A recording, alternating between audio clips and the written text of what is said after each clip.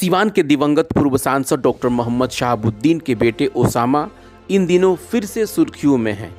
आपको पता है कि जिस तरीके से दिवंगत पूर्व सांसद डॉक्टर मोहम्मद शहाबुद्दीन के निधन के बाद देश के बड़े बड़े नेताओं का ओसामा साहब से मिलना और सीवान आकर के उनके गांव प्रतापपुर जाना, ये चीज़ें मीडिया के सुर्खियों में बनी हुई थी। और उसके बाद ओसामा साहब की जब शादी हुई, उस शादी में नेता प्रतिपक्ष तेजस्वी यादव, तेज प्रताप यादव और कई बड़े नेताओं का मिलना, ये भी कहीं ना कहीं ओसामा साहब के लिए सुर्खियाँ बनी हुई थी। लेकिन ये 2 दिन से जो सुर्खियाँ बनी हुई है ये वो हैं कि रांची में यानी कि झारखंड में शहाबुद्दीन साहब के बेटे ओसामा साहब का इन दिनों दौरा हो रहा है। हालांकि ये दौरा उनका निजी है या राजनीतिक है, अभी तक इसकी पुष्टि नहीं हो पाई है। लेकिन जिस तरीके से और जितनी गर्मजोशी के साथ उनका स्वागत झारखंड में हो रहा है, इससे जो है कि कहीं ना कहीं बिहार के राजनीतिक पंडितों के बीच में एक चर्चा का विषय बन गया है। जिस तरीके से शादी के बाद से मीडिया से दूरी बनाकर रखे हुए थे, हालांकि वैसे भी शहाबुद्दीन साहब के बेटे ओसामा साहब मीडिया में रहते तो ज़रूर हैं, लेकिन कोई बयान नहीं देते हैं।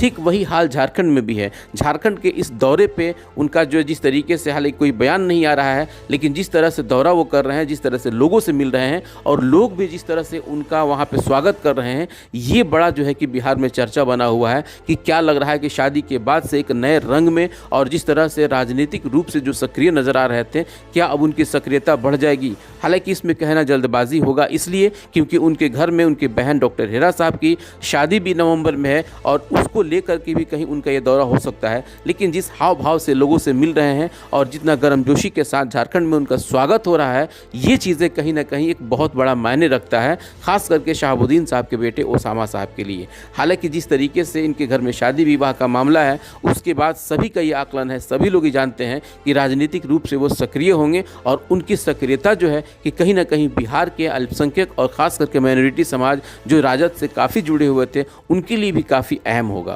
अब ये देखना बड़ा दिलचस्प होगा कि जब शहाबुद्दीन साहब के बेटे ओसामा साहब राजनीति में सक्रिय रूप से आते हैं, तब बिहार की राजनीति का चेहरा क्या होता है। बने रहिए हमारे साथ। आपसे खास गुजारिश है कि अगर अभी तक आप YES24 न्यूज़ को सब्सक्राइब नहीं किए हैं तो प्लीज़ सब्सक्राइब कर लें, बेल आइकन दबाएं और कमेंट करना ना भूलें। आप ये वो वीडियो देखिए जिस वीडियो में शहाबुद्दीन साहब के बेटे ओसामा साहब का झारखंड में पूरे गर्मजोशी के साथ उनका स्वागत हो रहा है।